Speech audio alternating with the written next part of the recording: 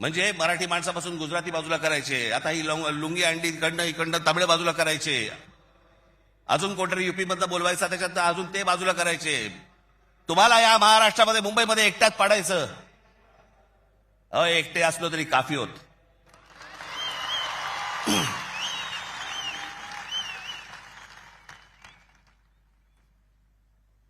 नको त्या वादात जाऊ नका. आमच्या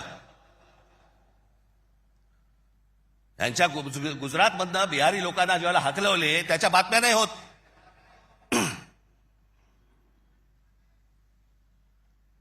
ज्याने बिहारी लोकांना तिकडनं हकलवले, जवळपास 10 का 20 हजार लोकांना हकलवून दिले बिहारमधनं, भारतीय जनता पक्षाने त्याला तिकीट दिलं,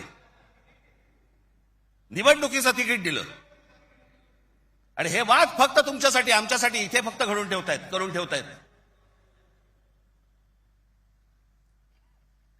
गेले अनेक वर्ष सांगतोय तुम्हाला, हे सगळं हे जे मुद्दामून जे चालू आहे, तुमचं अस्तित्व नष्ट करण्यासाठी हे सगळं सुरू आहे.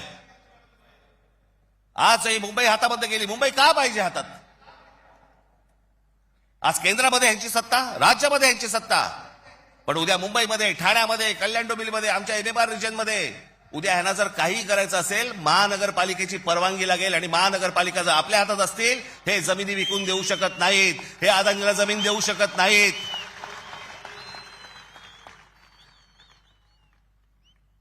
ही गोष्ट ते करूच शकत नाहीत. हा धोका काय होता ना बाबांनो, मी फक्त वेळ कमी आहे परंतु मी आपल्याला एक धोका, हा किती वर्षांपूर्वी आमच्या बाबासाहेब आंबेडकरांनी, आमच्या बाबासाहेबांनी मांडलेला तुम्हाला फक्त एक गोष्ट वाचून दाखवतो, जी मी 2008ला वाचून दाखवली होती. बाबासाहेबांनी काय त्यावेळेला मांडलं होतं हे तुम्हाला आज कळेल. मी काय सांगतोय तुम्हाला ते. उत्तर प्रदेश आणि बिहार यांच्यासारखी राज्य निर्माण करून हे बघा, हे पुस्तक आहे भाषिक राज्य पुनर्रचना मीमांसा.